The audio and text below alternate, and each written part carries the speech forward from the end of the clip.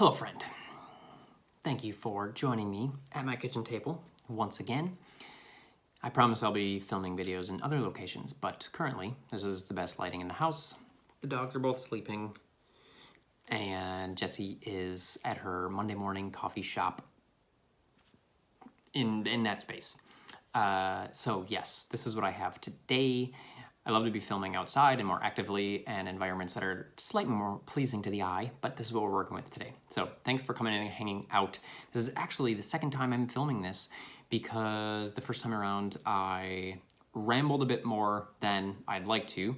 I'm rambly, that's going to happen, and I'm okay with that within certain bounds. I want these videos to be digestible. If you want the long form, you can go listen to my podcast, which I will link in the description here. But what I want to talk about today is jobs and building a business, what that looks like. I'm going to specifically share from my perspective and my situation currently.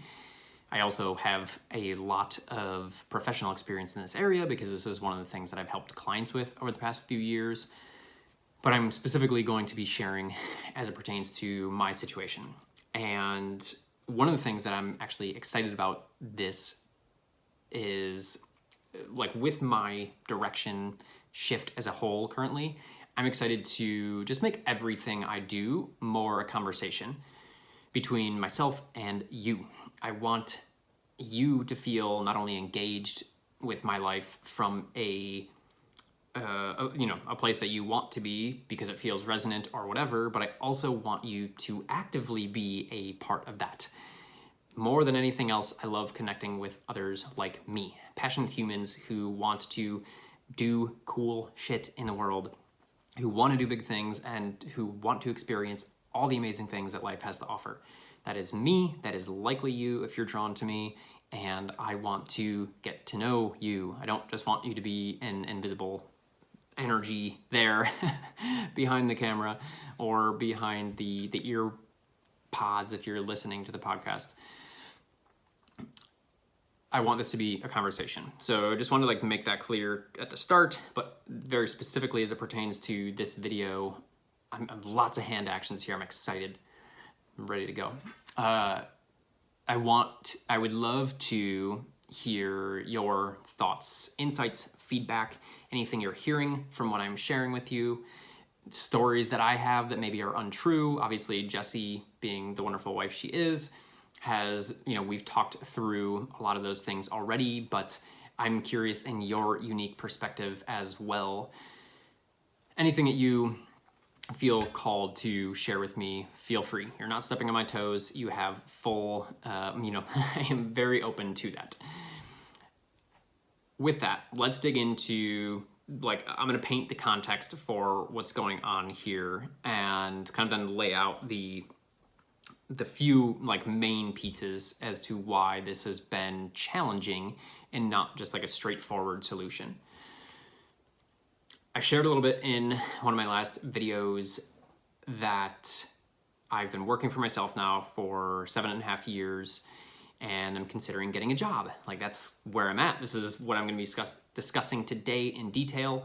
My lighting's going to shift soon here, and I'm not wanting to mess with that. So you can go watch that video for kind of the in-depth on why. Why am I potentially making this shift? I'll be covering some of that in this video just by the nature of what I'm talking about. But if you want kind of the full background of what I've been sitting with and considering recently, go watch that video. But what that looks like is been self-employed for 7+ years. The past 3 have been life/business coaching, helping people live a life more aligned with themselves and create businesses that are from their heart and their soul. Prior to that, I was personal training. I was in person. I was doing online stuff. And yeah, that was so life coaching for 3. Fitness was 5 years prior to that. And then before that, if you go all the way back 8 years, was the 2 years that I worked in the corporate world, putting my computer science degree to use. That's where we're at. that's the picture. Again, details in the video, or hit me up if you want more details. I'm happy to share on this stuff. But today, you have the high level there. You have what it looks like. This is what I've been doing for the past decade of my life. And I'm at the point now where it's like, okay, do I get a job? If so, what kind of job? There's been three main considerations in this, like with many offshoots, but the kind of the three high level ones are, and I made notes here because the first time around I got two all over the place. One, I'm not marketable, quote unquote. I'm not marketable. What I just laid out to you kind of describes why I think that. I have done a number of things over the past few years, handful of years, because one of the things I didn't mention in there was that I co-founded a donut business with my cousin Andrew. Shout out to him and the rest of Beacon Donuts in Chicago.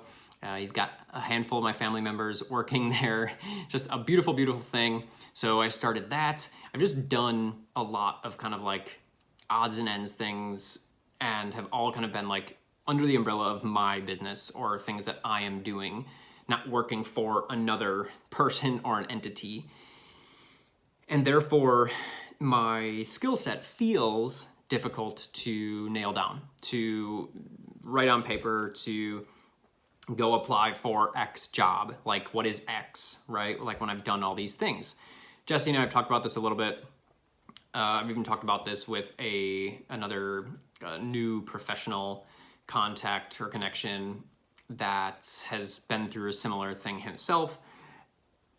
Like when you're a business owner, you actually have done a lot of things. You have learned a lot to be able to even have a business in the first place. So there's a lot of things that I know, there's a lot of skills that I have, a lot of hats that I've worn, but it's difficult to kind of like sum those up and put them in kind of like a nice little tight package. And then it's like, okay, well, what the hell kind of job do I look for and all that stuff. So not marketable is number one. Number two is Jesse and I have high expenses. We do our budget as a family, so our income goes into one pot, that is our family, and we do everything from that place. We have really high expenses. Why? I'm gonna give you the high level here. I'm not going to dive into this super deep. I'm actually planning on making another video on this in a much, much more detailed format to kind of lay out the past decade of my life and how we've arrived at this very point right here, right now. I'm really excited about this video, and I think it'll be really resonant with many of you. So keep an eye out for that. I will link it here once it's out as well. But the short of that is that we have student loans, we have credit card debt, and something that doesn't really get talked about much, but is a large component of this for us, is we both have chronic health issues, things that we deal with. So just to knock those out real quick, one by one, student debt. No brainer, right? Like we all fucking have student debt these days. It's like the number one fucking ball and chain that you can have. For those of us specifically that are going out and building these more alternative or creative lifestyles, if you are going to be a doctor or lawyer, etc., businessman, great for you, go to fucking college. If you're not gonna be that, and many of us don't know this, unfortunately, early in our lives, but if you're going to create a life that is more creative, don't go to college. Don't do that. It's not a sound investment, regardless of what people tell you. So that's an obvious one. Two, the second part of that is the credit card debt. Yeah, I mean, the high level here, Jesse's talked about it in plenty of her videos. We've shared more about that there. Like I said, I'll share more in another video, but essentially we've been at the mercy of some things in life. I had some health complications a few years ago that took away my income. I had made some investments at that point, so I didn't have much of a cushion or a savings because I was, kind of aggressive with what I was doing there. We made some other choices on top of that. We to try to get out of this situation, both from a debt perspective and from my health perspective. We had I ended up seeking out a lot of uncovered treatments and doctors and things like that because nobody else would really listen. So there's that. And then the final piece is continued chronic health, both for herself and for me. Jesse's are more straightforward, but that's, again, another story. I want to take a second here for anybody that's dealt with chronic health. I want to speak to you, but I also want to speak to anybody that hasn't and doesn't really quite understand what that looks like or what that entails. Because especially, like the food and the grocery component is like a very specific one that I'll talk about in a minute, but you have a whole nother bucket or bag of expenses that the chronically healthy individual does not.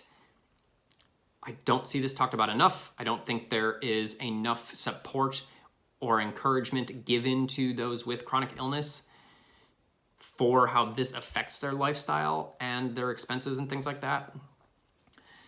So the easiest example here, because Jesse and I have talked about it many times and it's really frustrating, is if you have dietary restrictions and say you're gluten-free or you're dairy-free or you're both, things are more expensive.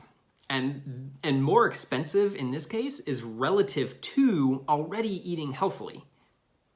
You can eat all the organic fruits and veggies you want, but if you can eat dairy and you can eat gluten, then you have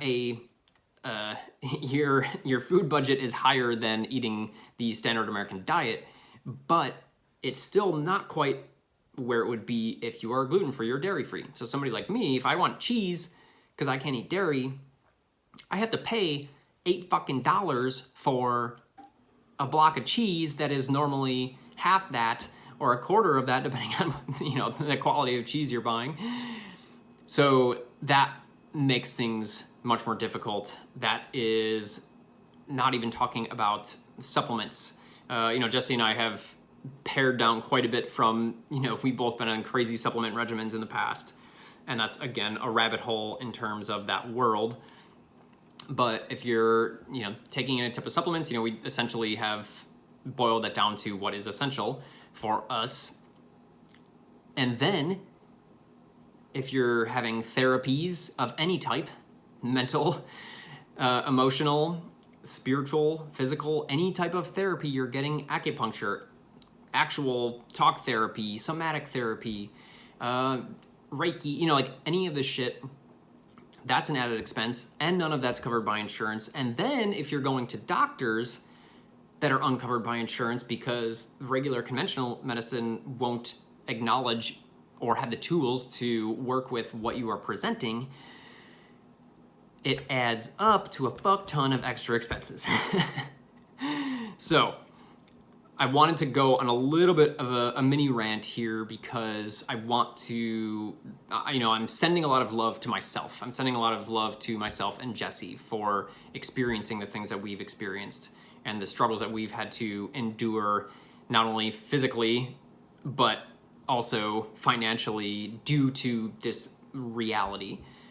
And I want to extend that to you as well if you've dealt with that, because it's just not talked about enough. And and if you have any connections that are similar to you in chronic health related things, it's fucking hard. It's a whole nother struggle that doesn't get talked about because chronic illness still really is not it's still kind of, unfortunately, something that is not really recognized for what it is because of many different things. But wanted to mention that, wanted to extend that to you. Please feel free to reach out, just to connect or whatever around that as well, because the struggle is real in that regard. Okay, that was 2, high expenses. 3, the final kind of piece here, and then I'll just brain dump for a few minutes and we'll we'll be done. Full-time job versus cobbled together side hustles or part-time jobs. So essentially, I've been doing the latter for the past few months. It's been coaching clients that I still have, doing one-on-one coaching, which is great, which is wonderful. I still love that. I'm just not excited to build my business in that direction going forwards. It is driving Uber Eats on weekend nights, which works out pretty well. I highly suggest that to anybody who wants a flexible side hustle. Hit me up if you want a link, because we can both benefit from that. That's been really good because it fits with my coaching schedule. I can work around that. I can work around with connection calls. So like that just gives me wonderful flexibility. I'm an introvert. It's been COVID. I don't do stuff on the weekends anyways. Like I have a wife and 2 dogs who are basically our kids. So we like to stay in, and like we're not going out and partying on the weekends is what I'm saying. So I can work weekend nights and it's totally fine. Gives Jessie some space, which she's like so grateful for. And then, yeah, I mean, I get like a little bit from Beacon Donuts, but that's like much less structured. And then I am doing work for a fantasy football site currently, which has been amazing from like just like a lighting me up passion place. But I'm not getting, the pay I'm getting from that is very, very minimal at this point. So doing a lot of things, and then like building all the stuff that I'm building like for the future, which is where the trickiness comes in, which is what we're getting to. The full-time job would of course be nice from like if I could get something that paid a little bit better. We run into the not marketable thing, and then we run into kind of like how I'm going to finish this video is like, what is the solution?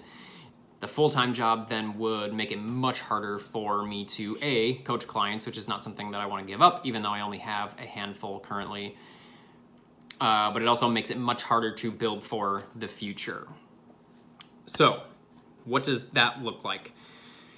We're talking about all of this is how do we optimize meeting short-term needs and building towards a long-term vision, dream, business, like whatever that thing is. The way that I look at this is how can I work towards that and keep the integrity of that and have the energy that I need to build that, to do it justice, and meanwhile meeting short-term needs, being able to pay the bills, provide for myself, the family. How can that be done in the most effective way, or in any way? And so, like I said, I've been trying the cobbled together like part-time things currently. The struggle with this has been it's just not enough income. Because our expenses are so high, it's really difficult to meet that with, my coaching is not a minimum wage job, but with the low volume of coaching clients that I have, plus the minimum wage jobs, it doesn't add up to a lot from a monthly standpoint. So still falling a little bit short there. The fear, of course, with even if I had something marketable and I was, got a full-time job, whatever, the concern there would be that it would be difficult to keep stepping forwards towards my direction and my future, where I'm going, in a way that I'm not working a full-time job now for a few years and the dream falls through and whatever, because that's not an option for me personally. So yeah, to give some context to finish off here, because this will be helpful for any advice, feedback, thoughts, insights you may have. All right, 48 hours later, here we are finishing this video. This should really only be a couple minutes, but I wanted to do it justice. So giving context as to my direction, the long term, the vision, things like that. So one, I've mentioned that I ran a group program earlier this year, and it was incredible, everything I'd hoped and more, and will be something that I continue to run going forwards. So group coaching program, that'll be kind of a foundational piece of how I am interacting with and guiding, mentoring, coaching individuals in a intimate, transformative environment.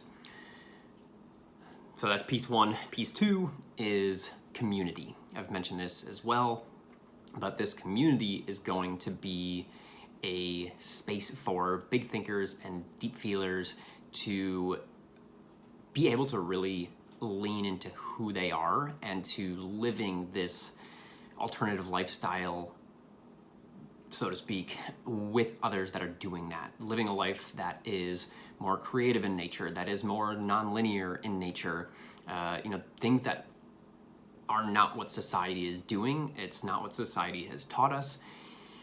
And because it's really fucking hard to be on that journey by yourself, it can be really confusing, frustrating, difficult, and God forbid you quit that. For most of us, we can't because we literally don't know any other way. It's like not even like possible for us to go into the kind of like standard linear way of living.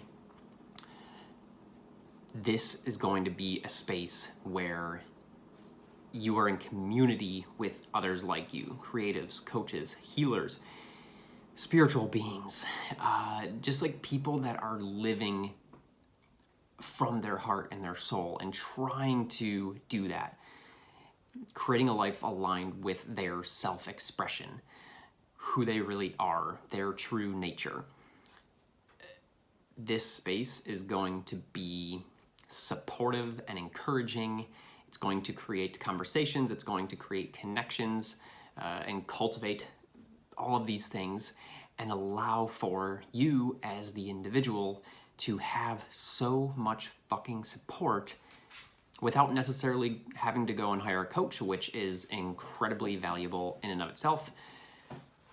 But this is at least a space for you to call your own and to really feel seen, to feel heard, to feel understood. The community is going to offer just things that are not being offered and that need to be offered. I know this because I can and would have used them personally now, in the future, and in the past, because I've worked with clients now for almost 3 years and I know who I'm talking to. I know what they need. I've seen what they need a lot through me failing and learning, right? This is going to be pure magic, and it allows me to use all of my personal gifts in the most beautiful, perfect package. And so that's the direction that I'm going in. That's going to take time. It's not going to be something that's immediately profitable. It's not going to be something that blows up overnight. It could. I'm not like saying it could not, but the most likely path is not that. It's not an expectation I can have because I want this thing to be pure fucking energy and beauty, and I want it to grow organically. I've worked for 2.5 years now, growing my business from a place, while I've done it in integrity. Go lay down.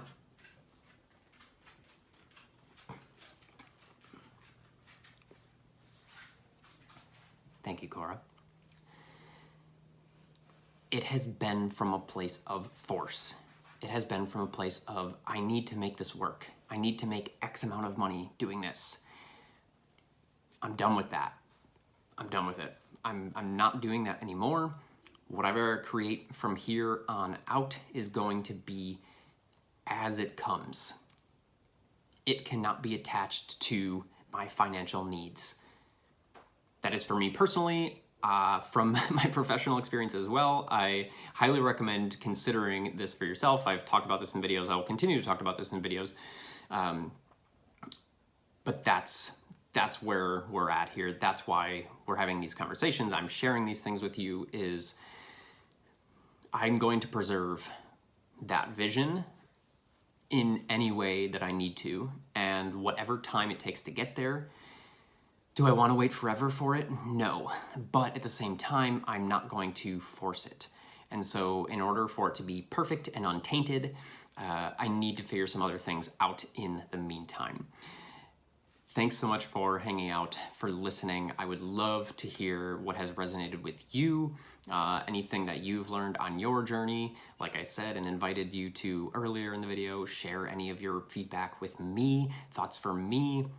You got a friend with a job offering for me? Like, anything goes here. Don't be a dick. Thanks so much for hanging out. Much love, Benjamin.